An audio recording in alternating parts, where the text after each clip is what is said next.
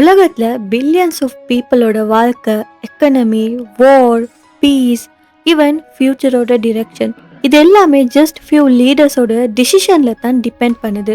ஒரு single meeting, ஒரு single phone call, sometimes ஒரு சிங்கிள் பட்டன் ப்ரெஸ், இது இந்த உலகத்தோட மொத்த சிச்சுவேஷனுமே சேஞ்ச் பண்ணக்கூடிய பவர் வச்சிருக்கு. பட் கொஷன் என்னன்னா, இந்த உலகத்துல ரியல் பவர் யார்கிட்ட இருக்குது? யாரோட டிசிஷன்னால கண்ட்ரிஸ் எல்லாம் மூவ் ஆகுது? யாரோட வாய்ஸுக்கு உலகத்தில் இருக்கக்கூடிய லீடர்ஸ் கூட லிசன் பண்ணுறாங்க? ஸோ இது தான் மிகப்பெரிய கொஷனாக இருக்குது. இன்றைக்கி நம்ம இந்த வீடியோவில் 2026 உலகத்தில் இருக்கக்கூடிய டாப் 5 மோஸ்ட் பவர்ஃபுல்லான லீடர்ஸ் பற்றி தான் பேச போகிறோம். ஸோ அந்த லீடர்ஸ் எல்லாம் எந்த விதத்தில் ரொம்பவுமே பவர்ஃபுல்லாக இருக்கிறாங்க, இதெல்லாம் என்னென்ன இன்றைக்கி நம்ம இந்த வீடியோவில் பார்க்க போகிறோம். இப்போ வாங்க வீடியோக்குள்ளே போகலாம்.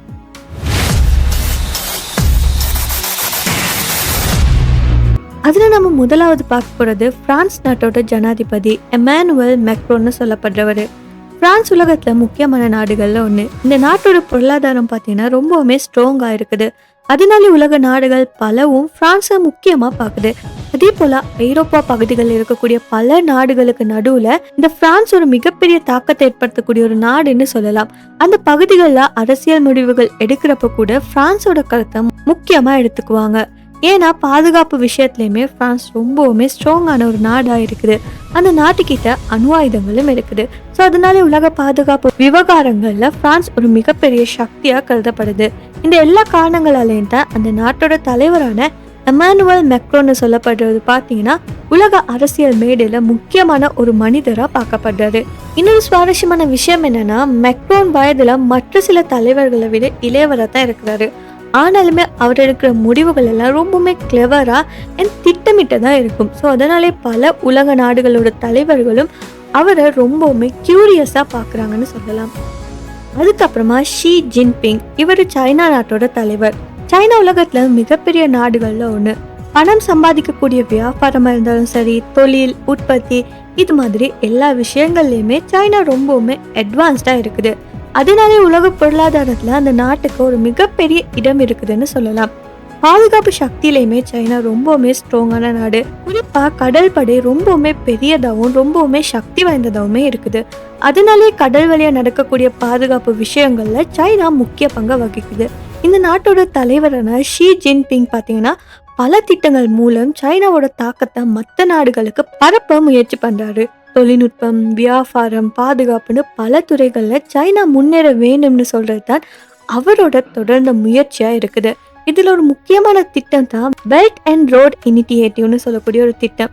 ஸோ இந்த திட்டத்தின் மூலமா சைனா பல நாடுகளோட சாலை, துறைமுகம், ரயில் பாதைன்னு பெரிய பெரிய கட்டுமானங்கள்ல பணத்தை முதலீடு செய்து. ஸோ இதனால அந்த நாடுகளோட சைனாவோட தொடர்பும் தாக்கமும் அதிகரித்து வரும். இன்னும் ஒரு சுவாரஸ்யமான விஷயம் என்னன்னா, ஷி ஜின்பிங் பார்த்தீங்கன்னா எதிர்காலத்தில் குறிப்பாக 2035க்கு முன்னாடி சைனா உலகத்தில் ரொம்பவுமே ஸ்ட்ராங்கான நாடாக மாற வேண்டும்னு சொல்லி திட்டமிட்டு செயல்பட்டு வராரு. ஸோ அதனாலே அவர் உலகத்தில் இருக்கக்கூடிய சக்தி வாய்ந்த தலைவர்களில் ஒன்றா நிறைய பேர் கருதுறாங்க. அதுக்கப்புறமா ரஷ்யா நாட்டோட தலைவரான விளாடிமிர் புட்டின்னு சொல்லக்கூடியவர்.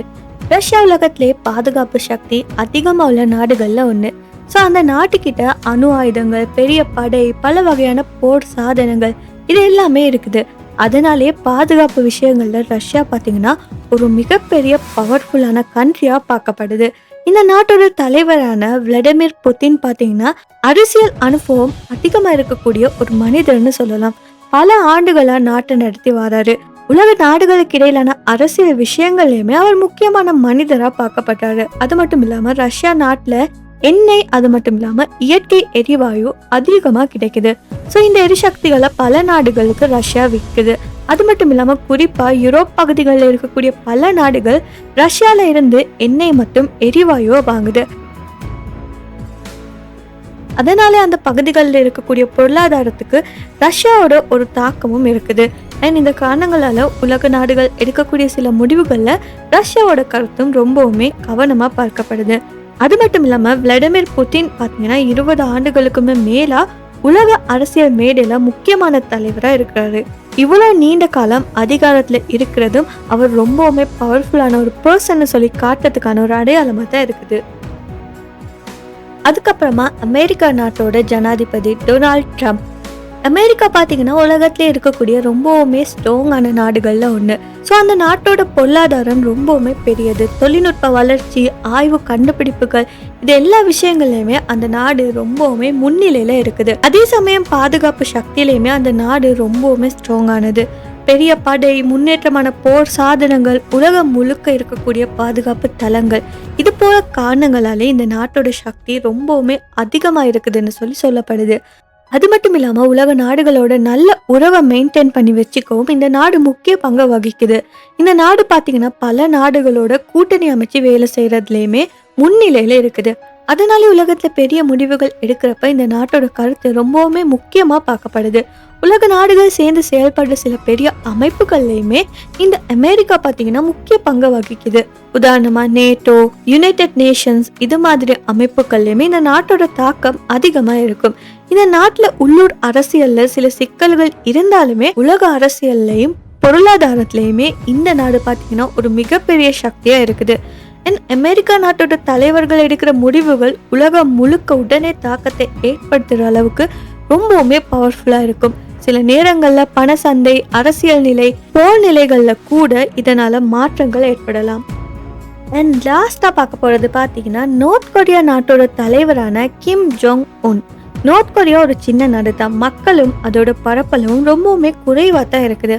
ஆனாலுமே அந்த நாட்டோட பரப்பளவுக்கும் மக்கள் தொகைக்கும் ஆப்போசிட்டா இருக்கிறது தான் அந்த நாட்டோட பவர்னு சொல்லலாம். ஏன்னா அந்த நாட்டுல அணு ஆயுதங்கள் இருக்குது. அது மட்டும் இல்லாம அவங்களோட படையுமே ரொம்பவுமே ஸ்ட்ராங்கா இருக்குது, என் கட்டுப்பாட்டுல இருக்குது. இதனாலே கிம் ஜோங் உன் பாத்தீங்கன்னா உலகம் முழுக்க பல முக்கிய தலைவர்களோட கவனத்தை ஈர்க்கிற வகையில இருக்கிறாரு.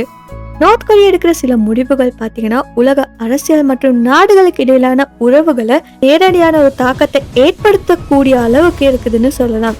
சில நேரங்கள் அவர் எடுக்கக்கூடிய எதிர்பாராத முடிவுகள் இல்லைனா செயல்கள் எல்லாம் உலக தலைவர்களுக்கு ஒரு மிகப்பெரிய பிரச்சனையை உருவாக்கும். சுவாரஸ்யமான விஷயம் என்னன்னா நார்த் கொரியா ஒரு சின்ன நாடுனாலுமே அவங்க கிட்ட இருக்கக்கூடிய nuclear weapons and cyber capabilities, இது மூலமா கிம் ஜோங் உன் உலகத்துல ரொம்பவுமே பவர்ஃபுல்லான லீடர்ஸ்ல ஒத்தரா மாறுறாருன்னு சொல்லலாம். ஸோ காய்ஸ், இதுதான் இந்த உலகத்துல இருக்கக்கூடிய டாப் 5 மோஸ்ட் பவர்ஃபுல்லான லீடர்ஸ்னு சொல்லலாம். இந்த 5 பேரோட முடிவுகள் தான் நம்ம லைஃப், எக்கனமி, பீஸ், வார் எல்லாத்தையுமே டிரெக்டா எஃபெக்ட் பண்ணுதுன்னு சொல்லலாம். ஒரு ஸ்மால் ஆக்ஷன், ஒரு சிங்கிள் மூவ், அது இந்த உலகத்தோட ஃபியூச்சரே சேஞ்ச் பண்ணிடும். ஸோ நீங்கள் என்ன யோசிக்கிறீங்க? இந்த லிஸ்ட்குள்ள வேற ஏதாவது ஒரு லீடரோட நேம் வர முடியுமா? கமெண்ட்ல சொல்லுங்க. அது மட்டும் இல்லாமல் இன்னும் இது மாதிரி இன்ஃபர்மேட்டிவான வீடியோஸ், நாலேஜ், இன்ஃபர்மேஷன்ஸ் இது எல்லாம் வேணும்னா மறக்காம இந்த வீடியோவை லைக் பண்ணி ஷேர் பண்ணி நம்ம யூடியூப் சேனலையும் சப்ஸ்கிரைப் பண்ணிக்கோங்க.